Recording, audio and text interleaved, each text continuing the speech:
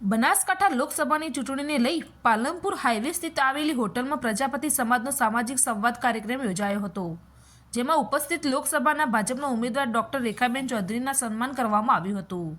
તેમજ રેખાબેન ચૌધરીએ પણ ભારતીય જનતા પાર્ટી તરફ મતદાન કરવા માટે સમાજને આહ્વાન કરાયું હતું.